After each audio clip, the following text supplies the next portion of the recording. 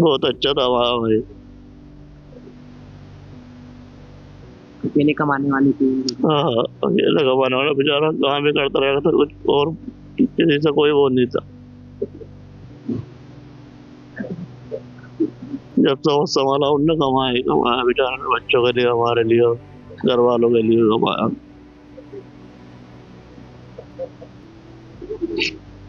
इस तरीके से ना उनका कोई कसूर ना कोई गलती, अपना काम कर रहे थे जैसे आप बता रहे काम कर रहे थे, देखो दिन में भी काम कर रहे बेचारे बच्चों के लिए, रात को भी रिक्शा चलाते हैं वो। आज सा हो गया, बताओ किसको कहें हम, किससे पूछे हम, किससे मांगे अपने भैया हम। हैं। रात के इस वक्त 2 बज चुके हैं। मैं मॉर्चरी के बाहर मौजूद हूँ। लोकनायक जयप्रकाश हॉस्पिटल, एलएनजेपी हॉस्पिटल की ये मॉर्चरी है। और जो धमाका हुआ रेड फोर्ट के पास, रेड लाइट के पास, उसमें 9 लोगों की जान जाने की खबर आधिकारिक तौर पर हो चुकी है।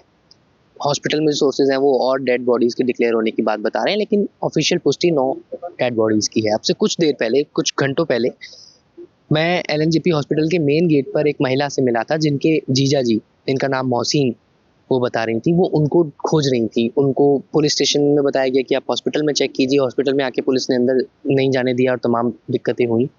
अब जब मैं 2 बजे मॉर्चरी पे आया हूँ तो मोहसिन की डेड बॉडी जो है वो यहाँ पर है, और उनके भाई जो आपको नीचे फ्रेम में बैठे हुए नज़र आ रहे हैं, मेरठ से, जो नोएडा में ये रहते हैं और काम करते हैं, और ये अपने भाई मोहसिन की बॉडी लेने के लिए इधर आए हैं। मोहसिन जो कि ई रिक्शा चलाते थे। 2 बच्चे हैं मोहसिन के, जो उनकी रिश्तेदार ने बताया, उनकी साली ने इनफैक्ट बताया। 2 बच्चे हैं, एक पत्नी है। ई रिक्शा चलाते थे, इधर तुर्कमान गेट पर ही रहते थे, और वो जो भीड़ भाड़ का इलाका है जहाँ पे टूरिस्ट भी आते हैं, शॉपिंग करने वाले लोग आते हैं, वहाँ पर वो ई रिक्शा चलाया करते थे। तो एक तरीके से कोई कोई दोष नहीं था उनका, और आप इसे कह सकते हैं जैसे अकाल मृत्यु कहा जाता है धर्म में, वो मोहसिन को झेलनी पड़ी। इसकी जिम्मेदारी कौन लेगा? इन सारे सवालों के बीच इतने पॉश एरिया में, इतने लाइवली एरिया के अंदर इस तरह का ब्लास्ट कैसे हुआ? जो एजेंसी के लोग, सुरक्षा एजेंसीज के लोग बता रहे हैं कि होम मेड एक्सप्लोजिव जो होता है एचएमई, उसका इस्तेमाल करके उस गाड़ी को उड़ाया गया। लेकिन उन सब के बीच ये रात, जो कि बहुत लंबी है बहुत से परिवारजनों के लिए, जिसमें से एक मेरे साथ यहाँ पर शख्स मौजूद है, मैं एक बार इनसे बात करने की कोशिश करूंगा। भाई साहब, क्या नाम है आपका? मेरा नाम वसीम है जी। वसीम। आप वसीम क्या करते हैं? मेरी स्क्रैप की शॉप है नोएडा के अंदर। और मोहसिन आपके भाई थे? जी। आपको कैसे वसीम जी पता चला? मैं 12 बजे से ढूंढ रहा हूँ, फिर मैं अंदर गया किसी तरीके से घुस के, फिर डॉक्टरों ने बताया मेरे को, ना ऐसे डेथ हो गई उसकी। जी। मैं जो मोहसिन की साली थी उनसे भी मिला था, और वो पहले ढूंढ नहीं पा रही थी, उनको मालूम नहीं था। तो वो बहुत परेशान हो गए, घर चली गई फिर। जी। उनको अंदर नहीं जाने दिया इन लोगों ने। फिर आपको डॉक्टर से जब बात हुई तो डॉक्टर ने बताया कि आपके भाई नहीं रहे, उनकी जान चली गई। आपकी कब बात हुई थी आखिरी बार मोहसिन से? मौसम जी तो कई महीने पहले हुई थी मेरी बात। बात नहीं होती थी आपकी उसके बाद? और अब अचानक आपको उनकी बॉडी लेने आई है।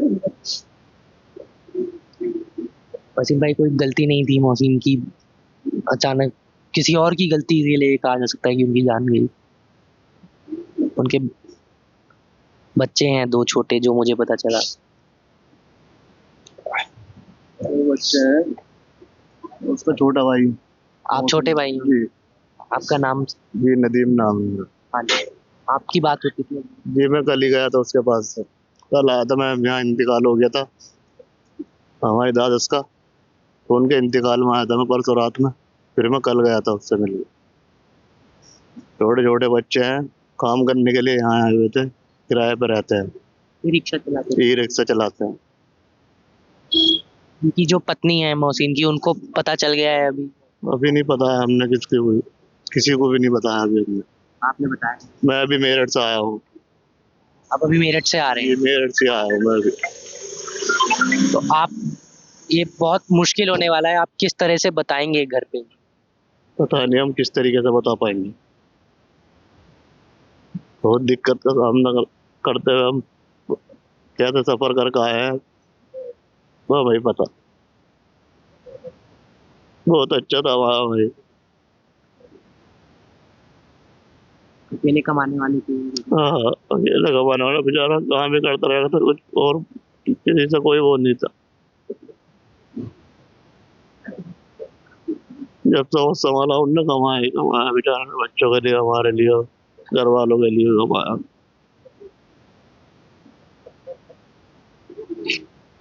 इस तरीके से ना उनका कोई कसूर ना कोई गलती, अपना काम कर रहे थे जैसे आप बता रहे काम कर रहे थे, देखो दिन में भी काम कर रहे बेचारे बच्चों के लिए, रात को भी रिक्शा चलाते हैं वो। आज सा हो गया, बताओ किसको कहें हम, किससे पूछे हम, किससे मांगे अपने भैया हम? किसी को जिम्मेदार मानते हो आप? बताओ किसको बताओ हम जिम्मेदार? सरकार को कहें या प्रशासन को कहें?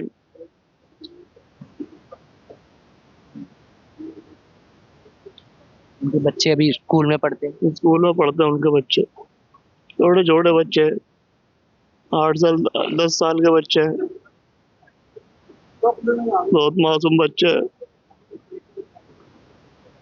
बहुत बुरा हाल हो रहा है उनके घर पे, बताता नहीं हमने उन्हें, बार बार फोन आ रहे हैं, फोन तक नहीं उठा रहे उनका।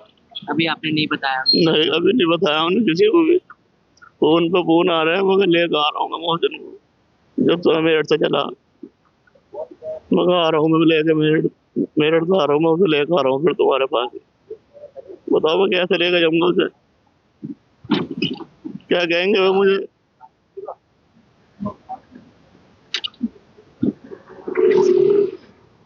आप मेरिट में? जी मैं मेरठ रहता हूँ। जब आप मेरिट से निकले तो आपको पता था कि नहीं रहे? नहीं, ये नहीं पता था मुझे। यहाँ आकर आप? हाँ, यहाँ आके पता लगा मुझे। हमारी घरवाली का फोन आया था, वो यही थे। उन्होंने कहा कि मोहसिन का फोन थाने में है और उसका पता नहीं है कहाँ है वो मोहसिन भाई। फिर मैंने कहा मैं चलो मैं निकल रहा हूँ यहाँ से, आ रहा हूँ मैं आया हूँ तो मुझे ये पता लग रहा है, अभी दिखाया तक नहीं है। अभी दिखाया भी नहीं, पता भी नहीं क्या है मामला क्या नहीं, पक्का नहीं कह सकता।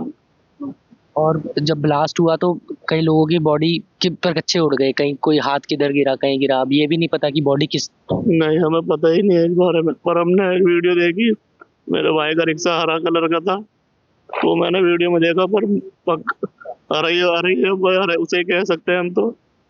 आपको वीडियो में उनका रिक्शा दिखाई दिया था मुझे हरे कलर का, नंबर प्लेट वगैरह तो दिखी नहीं, पर हरा कलर दिखा था मुझे, हरा ही था मेरे भैया का रिक्शा।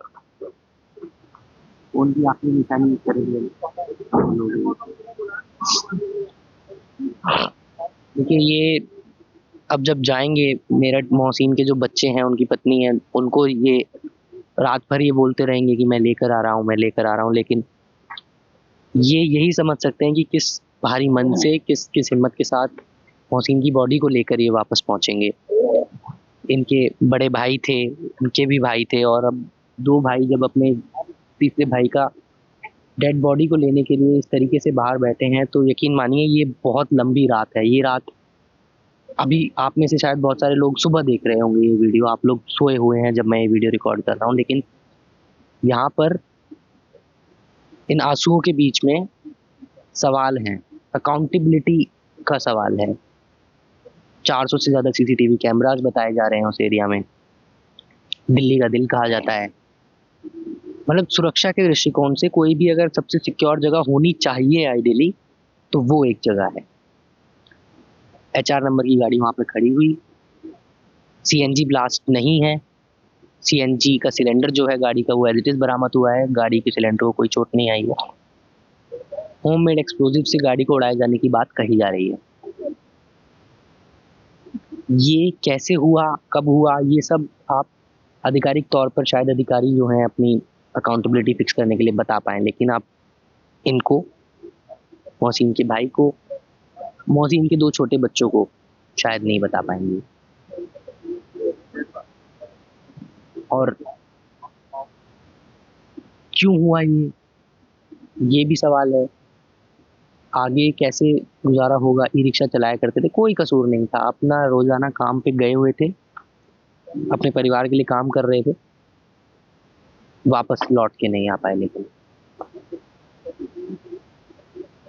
मैं मॉर्चरी के बाहर इस वक्त मौजूद हूँ। रात के अब 2:30 बजने को हैं और ये एलएनजेपी का हॉस्पिटल है जहाँ से बॉम्ब ब्लास्ट के बाद अब डेड बॉडीज़ को मॉर्चरी से कलेक्ट करने का सिलसिला शुरू हुआ है। कैमरा पर्सन अनूप कुमार के साथ मौजूद स्टोरी के लिए हर्षित हुए।